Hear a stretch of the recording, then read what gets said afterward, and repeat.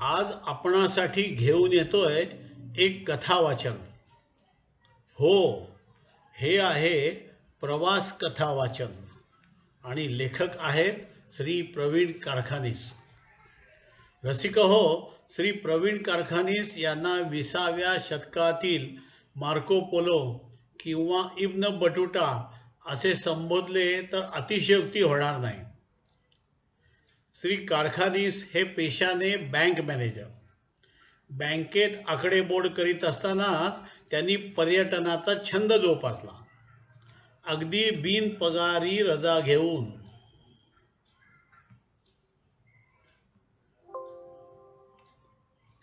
1977 साली त्यांनी मुंबई असा येजदी मोटरसायकलवरून भल्या मोठ्या अंतराचा प्रवास केला.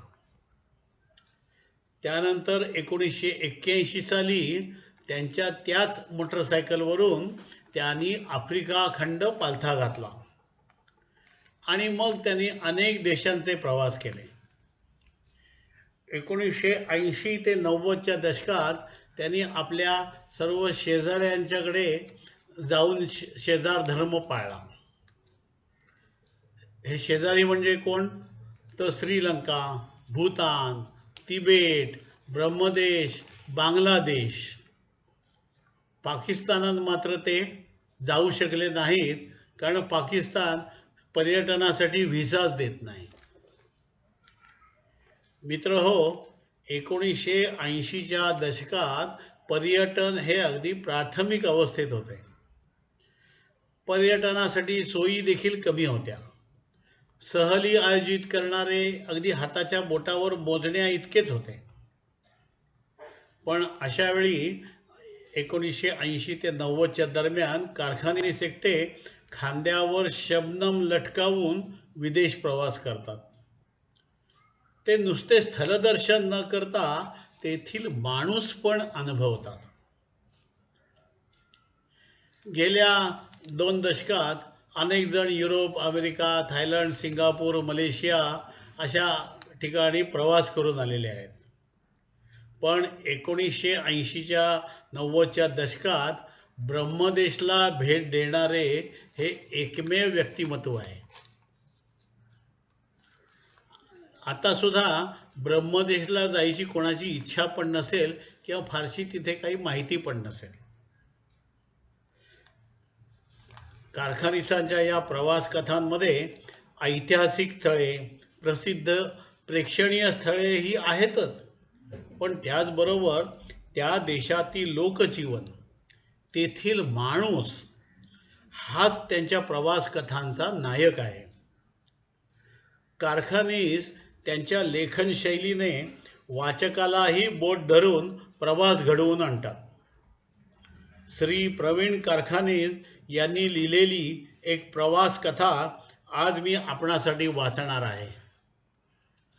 कथेचं नाव आहे आपला दुरावलेला शेजारी ब्रह्मदेश.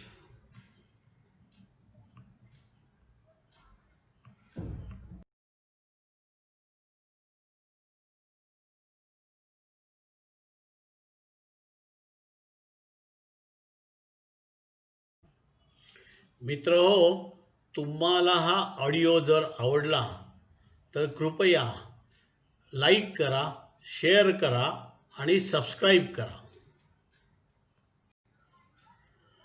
15 एप्रिल 1986 कलकत्त्याच्या डमडम विमानतळावरून बर्मा एअरवेजचं चिमुकलं विमान रंगूनकडे झेपावलं. काठमांडूहून आलेल्या या विमानात कलकत्त्याला माझ्यासह अवघे 4च प्रवासी चढले होते. विमानात माझा एकमेव अपवाद वगळता सारे प्रवासी गोऱ्या वंशाचे होते. ब्रह्मदेशला जाण्यासाठी फक्त बर्मा एअरवेज किंवा बांगलादेश विमान या 2च सेवा आज उपलब्ध आहेत. इंडियन एअरलाइन्सने रंगूनला जाणे फार पूर्वीच बंद केले. समुद्रमार्गे होणारी उतारूंची वाहतूक 25-30 वर्षापूर्वीच बंद पडली आणि रस्त्याने या देशात प्रवेश करण्यासाठी पूर्णपणे मज्जाव आहे. तसा प्रयत्न मी आधी केलाच होता. एकदा मणिपूर, इम्फाळ, मायरॉंग मार्गे पालेलपर्यंत, तर त्यानंतर बांगलादेशमधल्या चितगाव कॉक्स बाजार मार्गे टेकनाफ या सरहद्दीच्या गावापर्यंत जाऊन मला मागे परतावे लागले होते. त्यामुळे केवळ निरुपायाने मी हा आकाशमार्ग स्वीकारला होता. कलकत्ता रंगून कलकत्ता अशा या प्रवासाचे तिकीट 2,580 रुपये होते. प्रवासाचा प्रारंभ मंगळवारी करीत होतो आणि शेवटही पुढील मंगळवारी करणे सक्तीचे होते, कारण बंगला एअरवेजचे उड्डाण आठवड्यातून फक्त एकदाच होत असते आणि व्हिसा फक्त 7 दिवसांचा मिळतो. त्यामुळे या अल्पकाळात ब्रह्मदेशातल्या जास्तीत जास्त स्थळांना भेट देण्याची अवघड कसरत मला करायची होती.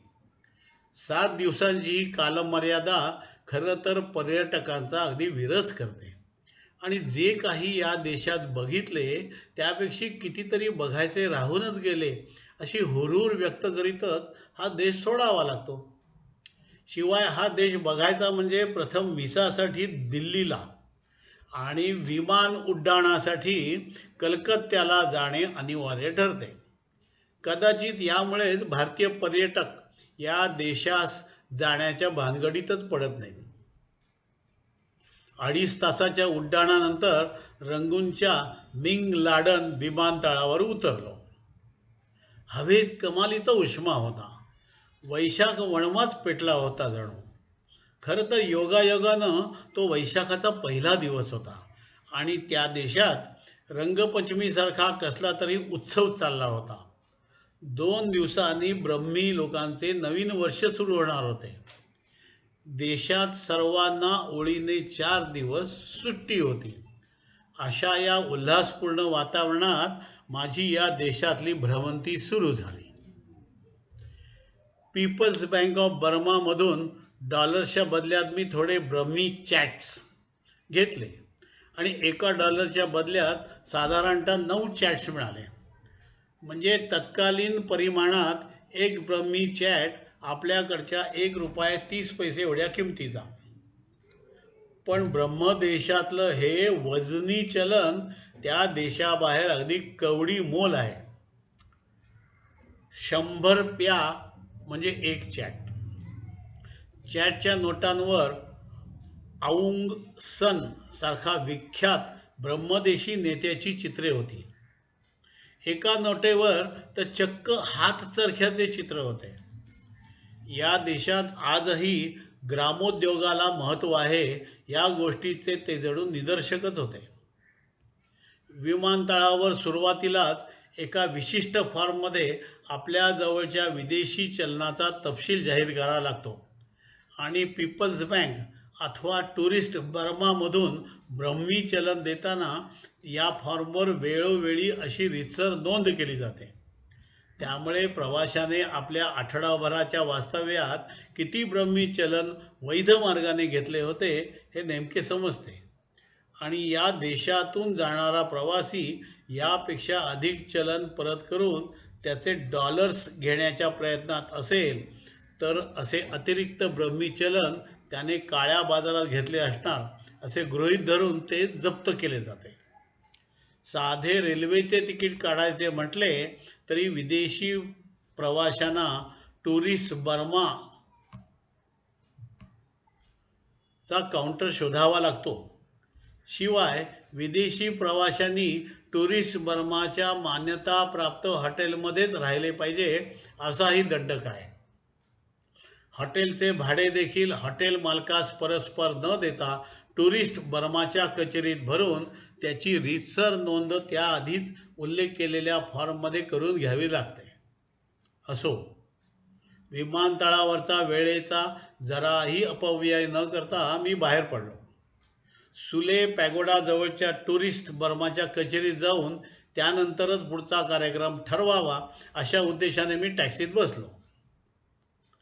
टेम्पोसारख्या दिसणाऱ्या टॅक्सी स्वस्त असल्याचे मला आधीच कळले असल्याने बसची प्रतीक्षा करण्याची आणि तशी आवश्यकताही नव्हती. अन्यथा टॅक्सी हा वाहन प्रकार मला वर्ज्यच होता. 20 किलोमीटर्स अंतरावर असलेल्या रंगून शहरात जाण्यासाठी माणशी 10 चॅट्स असा दर होता. 8-10 प्रवासी जमतात, टॅक्सी निघाले. रस्ता अतिशय सुंदर, अतिसुंदर आणि वळणावळणाचा होता. रस्त्याच्या दुतर्फा रेखीवपणे लावलेल्या वृक्षांच्या शीतल छायेतून आम्ही चाललो होतो. अचानक एका वळणावर थंडगार पाण्याचा प्रचंड वर्षा आमच्यावर झाला. आम्ही सर्व विदेशी प्रवासी चक्रावूनच गेलो. टॅक्सी स्टँडवर थांबली. 25-30 ब्रह्मी ललना आमच्यासमोर आल्या आणि पाण्यानं भरलेल्या घागरी त्यांनी निमिषार्धात आमच्या अंगावर रिकाम्या केल्या. देशात चालू असलेल्या जलोत्सवाचे आमचे असे स्वागत झाले. हे स्वागत थंड असूनही उत्साहवर्धक होते हे विशेष. एप्रिल महिन्यात उन्हाने तप्त झालेली शरीरे आणि धरणी माता थंड करण्यासाठी थिन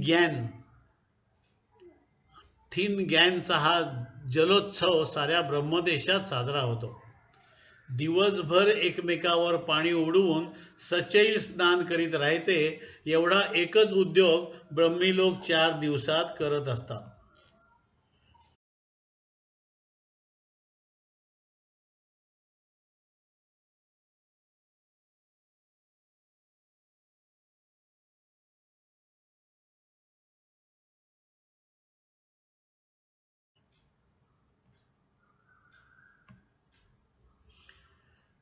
टॅक्सी सुले पॅगोडाच्या चौकात आली तेव्हा हजारो स्त्री पुरुष जीप्समध्ये बसून जलवर्षाव करीत थिन गॅनची मौज लुटत होते.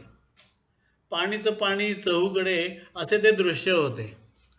टुरिस्ट बर्माच्या पायऱ्यांवर नखशिकांत चिंब भिजलेले विदेशी प्रवासी भांबावलेल्या मनस्थितीत होते आणि आनंदाची लयलूट अशा प्रकारेही करता येते त्यात ते त्यांना अप्रूप वाटत होते.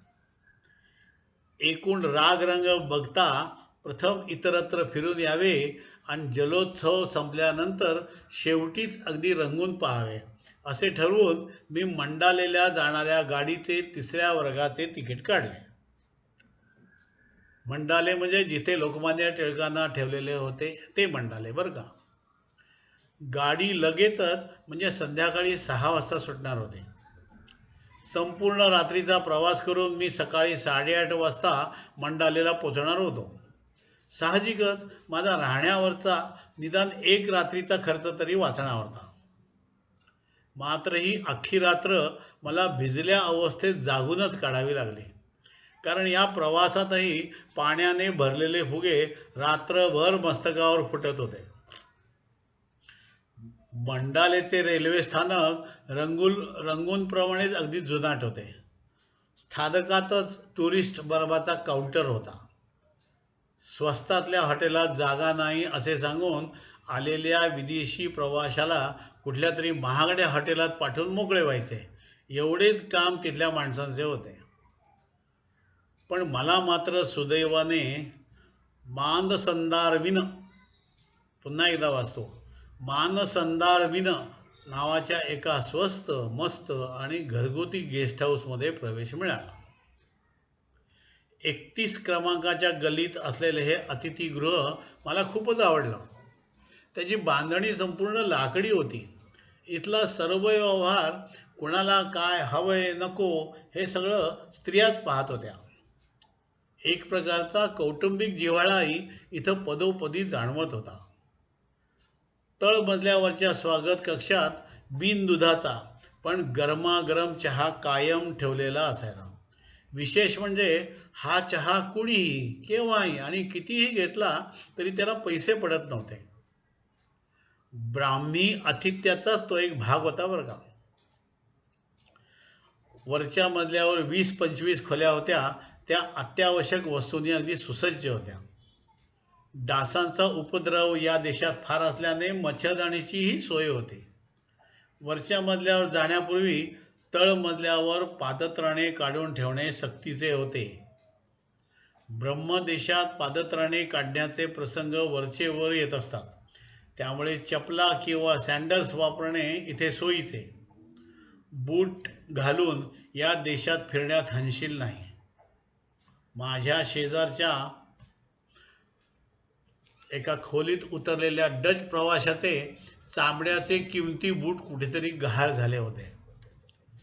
पोलीस स्टेशनवर त्याची रीतसर तक्रार नोंदवून त्या तक्रारीची सत्यप्रत त्याने आपल्या देशातल्या विमा कंपनीला पाठवून नुकसान भरपाईही मागितली होती, कारण त्यांच्याकडे बुटाचा देखील त्याने विमा उतरवला होता.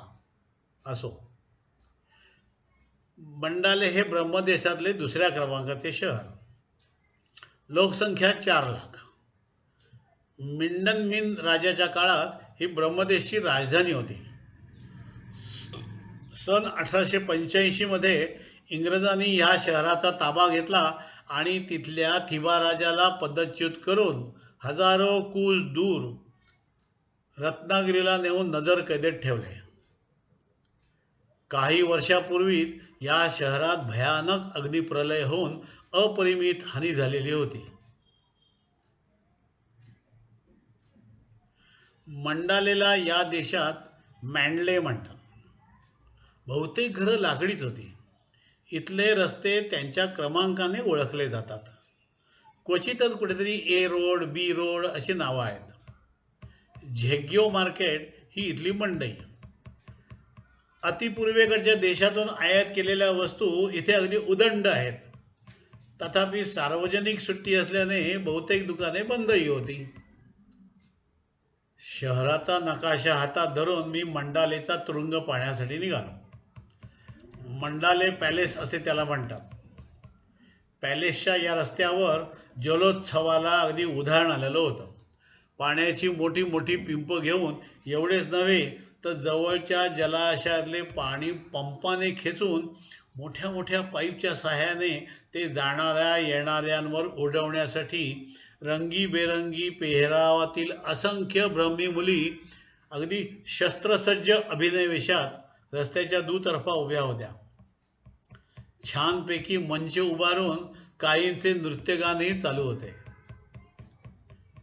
मंडाले पॅलेसने मात्र माझी अगदी खोर निराशा केली. ब्रह्मदेशातील एक उत्तम ऐतिहासिक वास्तू बघायस मिळेल असे मला वाटले होते, पण प्रत्यक्षात ही चहूबाजूनी तटबंदी असलेली लष्करी छावणी होती. दुसऱ्या महायुद्धात प्रासादाला जपानी सैन्याने वेढा घातला होता आणि मुख्य इमारत जमीनदोस्त करून टाकलेली होती. कदाचित त्यामुळेच मला केवळ भग्नावशेष पाहावे लागत होते.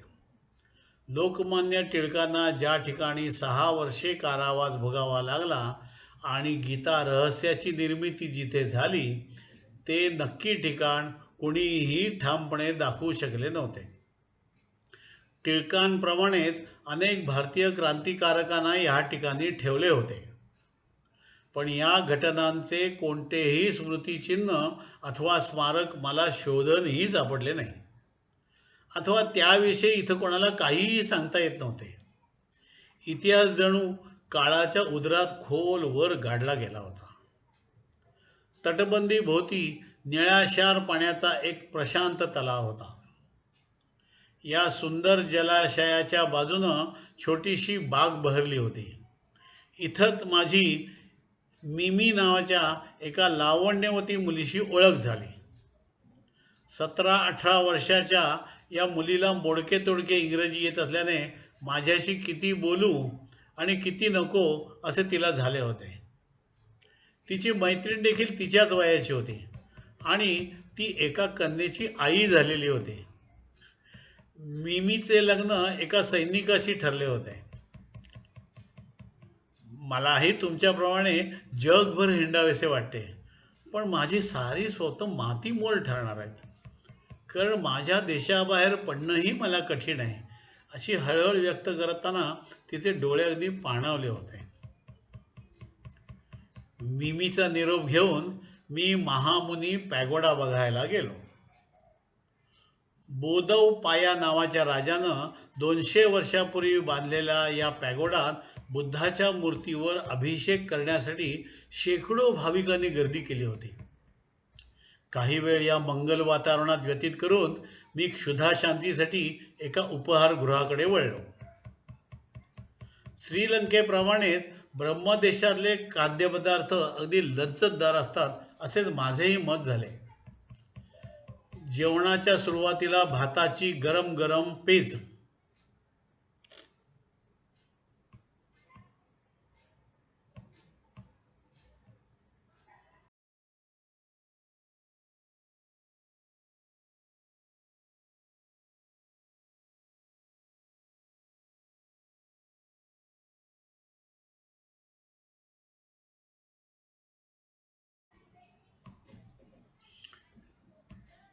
ब्रह्मदेशातील जेवण सुद्धा अगदी लज्जतदार होते. इथे खाद्यपदार्थ पण खूप छान होते. जेवणाच्या सुरुवातीला भाताची गरम गरम पेज, मिरी पावडर, मीठ आणि कोथिंबीर घालून देण्यात येते. हवे असल्यास मोहिंगा नावाचे माशाचे सूपही मिळते. माशाचे कालवण कमी अधिक फरकाने आपल्यासारखेच असते. चीनी पद्धतीचे शेवयांचे पदार्थ सर्रास लोक खात असतात. एकूण ब्रह्मी खाद्यपदार्थांवर चीनी प्रभाव प्रकर्षाने जाणवतो. मंडालेहून पगानला जाण्यासाठी मी बोटीचे तिकीट काढले. थिनग्यांच्या उत्सवात बसेसची वाहतूक जवळजवळ बंदच होती. त्यामुळे नाईलाजास्तव हा बोटीचा दीर्घकाळ प्रवास करणे भाग होते. मात्र बोट पहाटे 5 वाजता सुटणार असल्याने आदल्या रात्रीच बोटीवर मुक्कामाला येण्याची परवानगी होती. तसे केल्यास हॉटेलचे एका रात्रीचे भाडे आपोआपच वाचणार होते. शिवाय भल्या पहाटे अंधारात चाचपडत बंदराकडे धाव घेण्याचीही गरज पडणार नव्हती. त्याखेरीज इर्रावर्दी नदीच्या विशाल पात्रात सफर करीत वाटेत लागणारी गावं, तिथले लोक पाहण्याचा एक वेगळाच आनंद मला या प्रवासात मिळणार होता. सूर्यास्त होऊन जेवण उरकून मी मानसंदारवीनला रामराम ठोकला आणि माठीवर माझं बिऱ्हाड घेऊन जेटीकडे निघालो.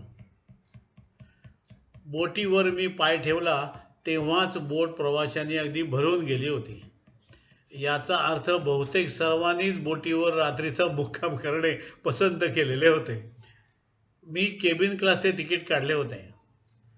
पण बोटीच्या एका टोकाला असलेल्या या तथाकथित केबिनमध्ये आधीच 5-6 प्रवाशांनी आपली पथारी पसरून अगदी ते निद्राधीन झालेले होते. मी देखील मंडालेतल्या दिवसभरच्या भटकंतीनं तसा दमून गेलो होतो. माझा डोळा केव्हा लागला हे मला कळलंही नाही. पहाटेच्या सुमारासच 5-6 ब्रह्मी मुलींचा एक घोळकाच केबिनमध्ये शिरला. त्यांच्या चिवचिवाटाने आम्ही सारे प्रवासी अगदी खडबडून जागे झालो. माझ्या बाजूला एक जर्मन युवती आणि एक जपानी युवक, एक डच आणि एक ऑस्ट्रेलियन असे 4 परदेशी प्रवासी होते.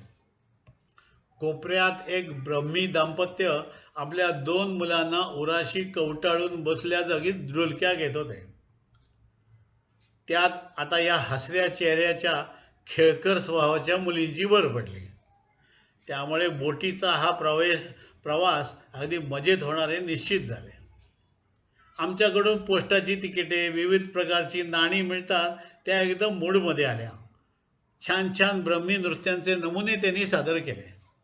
गायन आणि नर्तन ब्रह्मी स्त्रियांच्या रक्तातच आहे, यात काही शंकाच नाही. त्या मुलींची नावे देखील मोठी गमतीदार होती बरं का. म्यो म्यो खांग, दुसरीचं नाव खिन म्यो खँग, तर तिसरीचं नाव होतं ला ला ऊ. कोपऱ्यातल्या त्या सुशिक्षित ब्रह्मी माणसाचं नाव उच्चारणं देखील कठीण होतं. मग लक्षात काय ते राहणार. मात्र तो रसायनशास्त्राचा प्राध्यापक होता आणि थोडंफार इंग्रजी बोलू शकत होता. ब्रह्मदेशाविषयी बरीच माहिती मला त्याच्याकडून मिळाली.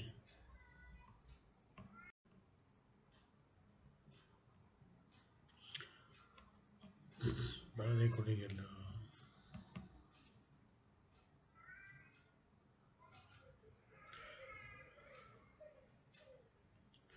Socialist Republic of the union of Burma, ज्याचे अलीकडे म्यानमार असे नामकरण झाले आहे.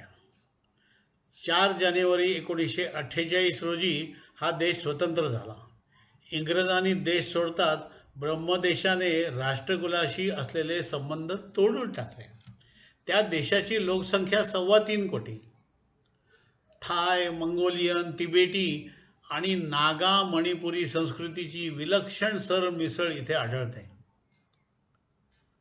माऊ त्से-तुंगची चीनमध्ये सरशी होतात चिंग कै शेकच्या हजारो सशस्त्र सैनिकांनी या देशात आश्रय घेतला.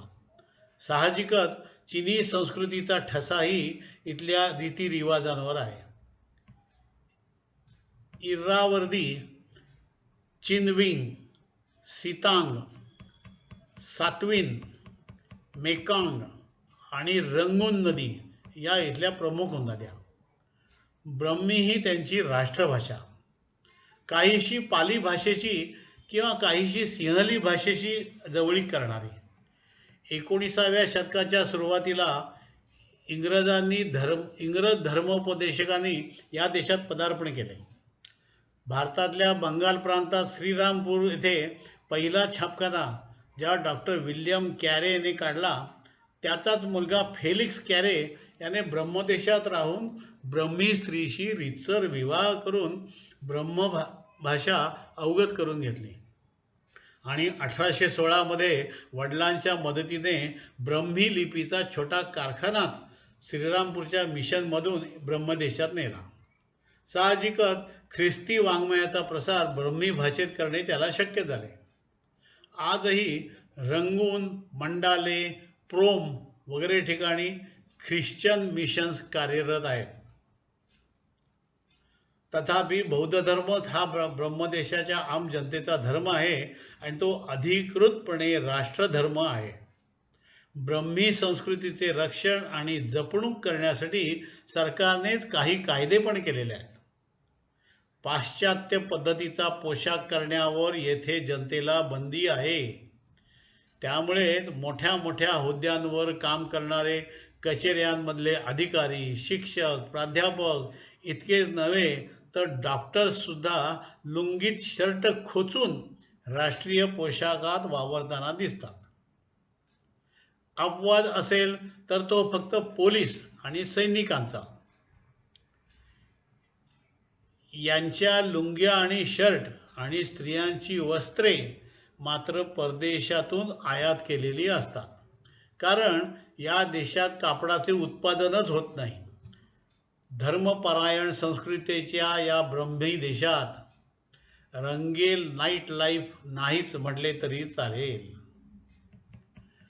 ब्रह्मदेशाला स्वातंत्र्य मिळवण्यासाठी इंग्रजांबरोबर भारतासारखा प्रखर लढा द्यावा लागला नसला तरी आऊन सान सारख्या नेत्यांचे बलिदान त्याला नक्कीच कारणीभूत झाले. या देशाचे एक महान मुत्सद्दी ऊ थांट हे काही काळ युनोचे महासचिव होते. स्वातंत्र्यप्राप्तीनंतर ऊ नू यांच्याकडून सत्ता बळकावून जनरल ने विन यांनी आपली लष्करी राजवट सुरू केली. त्यांच्या राजवटीत ब्रह्मदेशाची विस्कटलेली आर्थिक गडी बरीच सुधारली. मात्र या काळात ब्रह्मदेशाने अन्य जगाशी फारसे संबंधच मुळी प्रस्थापित केले नाहीत. ब्रह्मदेशात नेमके काय चालले आहे हेही जगाला समजत नव्हते. मी ब्रह्मदेशात गेलो तेव्हा ऊ सान यू हे राष्ट्राध्यक्ष होते, पण पक्षाध्यक्ष जनरल ने विन हेच खऱ्या अर्थाने सत्ता प्रमुख होते. अत्यावश्यक वस्तूंचे वितरण सरकारी दुकानातून करण्याचा क्रांतिकारी निर्णय त्यांचाच होता. त्यामुळे गरीब जनतेत ते प्रिय ठरले. माझ्या 7 दिवसांच्या भ्रमंतीत मला या देशात एकही भिकारी दिसला नाही. मात्र सैनिकांचे अस्तित्व अगदी सर्वत्र जाणवत होते. इंग्रजी भाषेचे उच्चाटन करण्याचा चंगच इथल्या सरकारने बांधला असला तरी दी गार्डियन आणि वर्किंग पीपल्स डेली ही अशी 2 जुनी वर्तमानपत्रे अस्तित्वात होती. मात्र या दोन्ही वृत्तपत्रात पक्षाध्यक्ष जनरल ने विन, राष्ट्राध्यक्ष ऊ सान यू आणि पंतप्रधान ऊ मांग मॉंग खा यांचेच गुणगान दिसत होते. या दोन्ही वृत्तपत्रात त्या संपूर्ण आठवड्यात भारताविषयी किंवा भारतातल्या घडामोडीविषयी एकही ओळीचा मजकूर छापून आला नव्हता. वास्तविक इतिहास काळापासून भारताचे या देशाशी संबंध होते. 1961 सालापर्यंत अनेक भारतीय या देशात राहत होते, पण ते ब्रह्मदेशी नागरिक नव्हते. तिथे मिळणारी सारी कमाई ते मायदेशी पाठवीत असत. स्वातंत्र्यानंतर सत्तेवर आलेल्या या नव्या ब्रह्मी शासनाला ते रुचणारे नव्हते. त्यांनी प्रथम किरकोळ व्यापारांचे राष्ट्रीयकरण केले आणि पाठोपाठ नागरिक नसलेल्यांची हकालपट्टी करण्याचे फर्मान काढले. सुमारे 3 लाख लोकांना नेसत्या वस्त्रांनिशी ब्रह्मदेश सोडावा लागला. त्यापैकी काही त्यावेळच्या पूर्व पाकिस्तानात गेले, तर इतरांनी पश्चिम बंगाल, पंजाब आणि तामिळनाडूत आसरा शोधला. ज्या भारतीयांनी ब्रह्मी स्त्रियांशी लग्न केले होते आणि ज्यांनी ब्रह्मदेशाचे नागरिकत्व स्वीकारून त्या मातीशी इमान राखले, असे अगदी थोडे लोक ब्रह्मदेशात राहिले. रंगूनमध्ये असे लोक आणि त्यांची वंशावळ दृष्टीस पडते. मात्र ते आता सर्वार्थाने ब्रह्मी झाले आहेत. त्यांचा पोशाख ब्रह्मीच असतो. फक्त फरक एवढाच की हिंदू स्त्रिया कपाळावर कुंकू लावतात अथवा भांगात सिंदूर भरतात, त्यामुळे त्या जरा वेगळ्या वाटतात. ब्रह्मी स्त्रिया आपले सौंदर्य जतन करण्यासाठी अगदी दक्ष असतात. गालावर हळदी मिश्रित चंदनाचा लेप थापत असतात. त्या त्यांच्या प्रसाधन प्रकाराला ब्रह्मी भाषेत ठा ना खा असे म्हणतात. हा लेप चेहऱ्यावर जितका जास्त, तितके स्त्रीचे सौंदर्य अधिक खुलून दिसते, अशी त्यांची समजूत आहे. असो, सूर्यास्ताच्या सुमारास आमच्या बोटीने, हे काय नाटक होतं,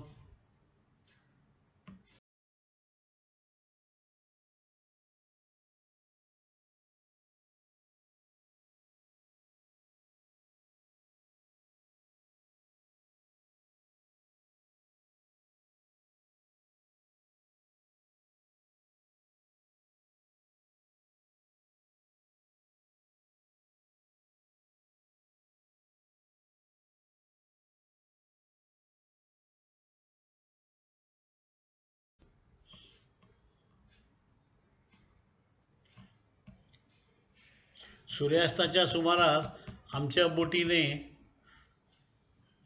पक्कोकू गावाजवळ नांगर टाकला. बोट धक्क्याला लागताच गावातल्या शाळकरी मुली हातमागावर विणलेल्या सुंदर सुंदर सतरंज्या विकायला घेऊन आल्या. गंमत म्हणजे त्यांना त्या बदल्यात पैसे नको होते. आमच्याकडे असलेले कपडे, लुंग्या, शर्ट चादरी इतकेच नव्हे, तर सुगंधी तेल, साबण, दाढीचे सामान वगैरे नित्योपयोगी वस्तू त्यांना हव्या होत्या. त्या मुली आम्हा प्रवाशांना फारच गळ घालीत होत्या, पण वजनाला भारी असलेल्या त्या सतरंज्या घेऊन उगेच ओझे वाढवण्यात आम्ही कुणीच राजी नव्हतो. मात्र त्या गरीब पण लाघवी व्यक्तिमत्वाच्या मुलींबद्दल कणव वाटल्याने माझे 1-2 रंगीबेरंगी टी शर्ट मी त्यांना तसेच देऊन टाकले आणि माझ्या मनावरचे ओझे हलके केले. रात्रभर पक्कोकूला मुकाम करून दुसरे दिवशी झुंजूमुंजू होण्यापूर्वीच बोट पुढे निघाली आणि 1.5-2 तासांनी उगवत्या सूर्याच्या लख्ख प्रकाशात चमचमणारा पगानच्या पॅगोडाचा सुवर्ण कळस दृष्टीपथात आला. पगानला जेटी नसल्याने थोडीशी कसरत करीत आम्हाला पाण्यातच उतरावे लागले. बोटीवरचे आम्ही 5 विदेशी प्रवासी तेवढेच इथे उतरलो. एव्हाना आमची एकमेकाशी चांगली गट्टी जमल्याने पगानचा सारा परिसर आम्ही एकत्रितरित्या हिंडलो.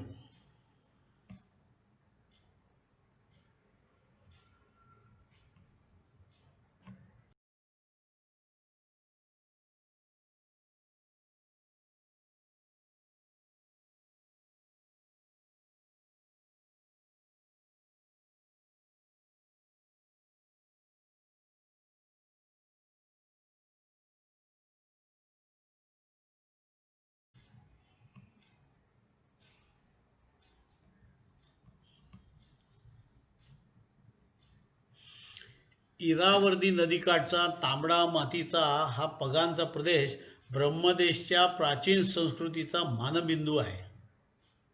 आपल्याकडे विजयनगरच्या साम्राज्याला जसे इतिहासात स्थान आहे, तसेच या पगांच्या राज्याला आणि राज्यघराण्याला इथे खूप महत्त्व आहे.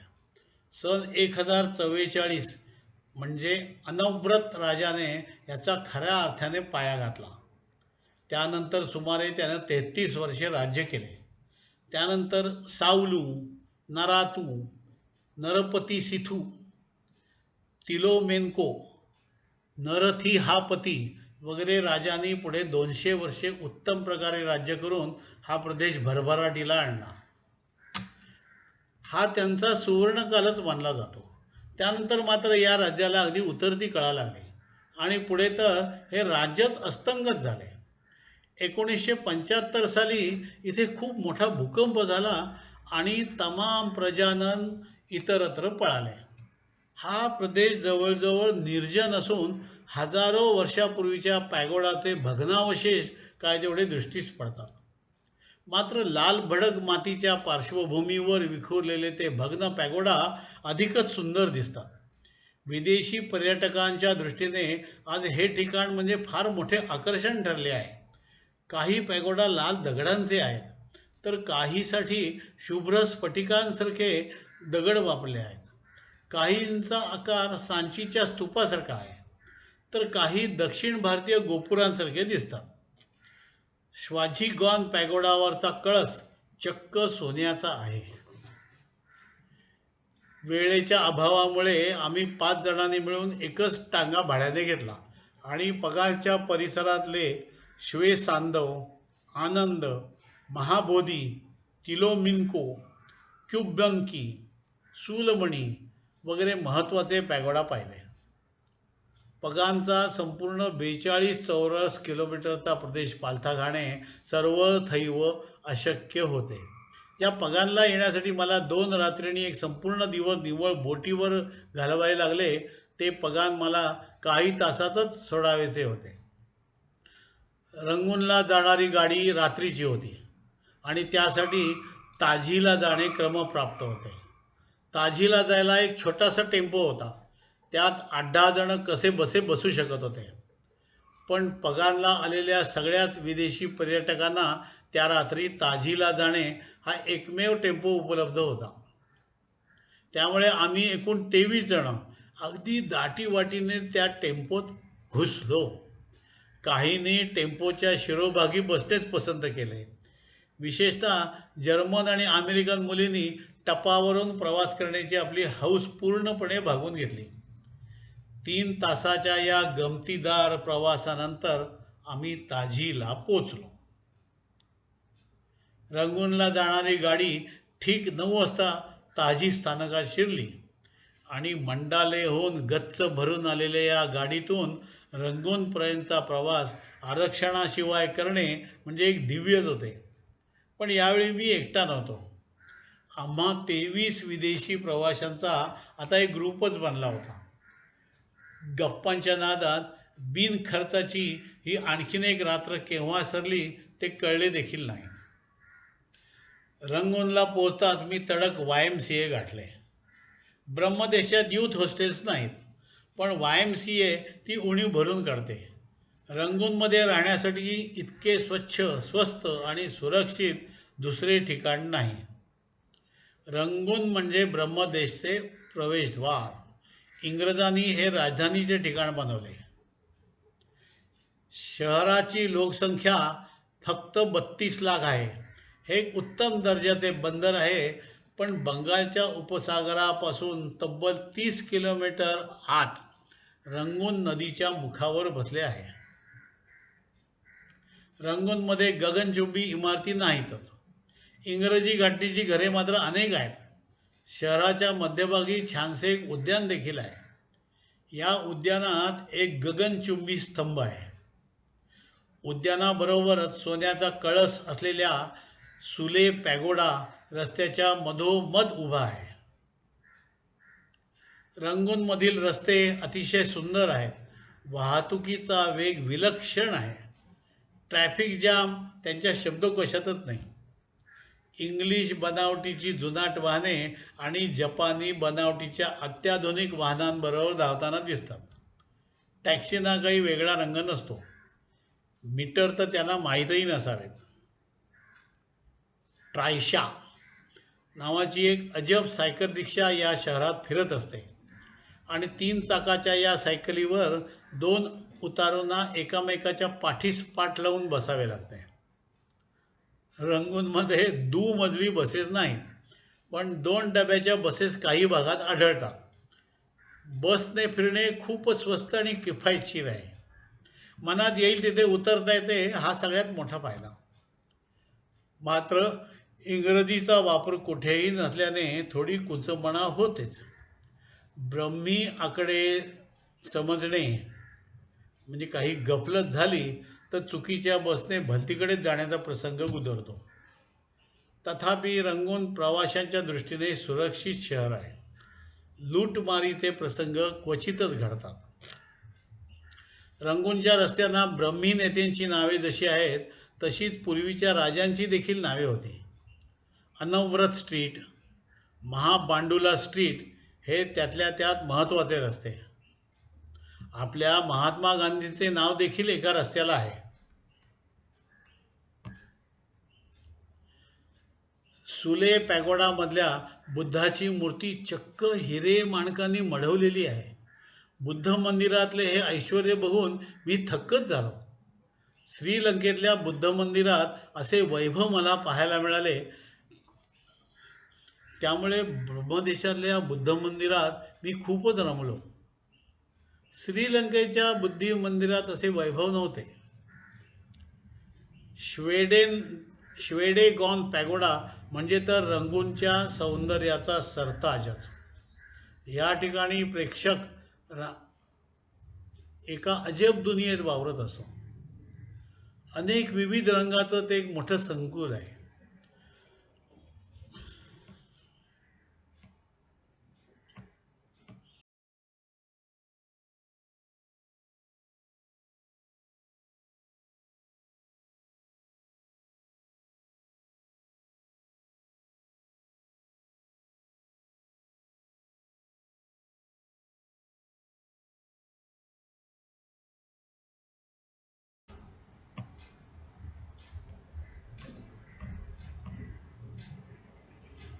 शतकानुशतके जतन केलेला या देशाचा एक अनमोल ऐतिहासिक ठेवा आहे.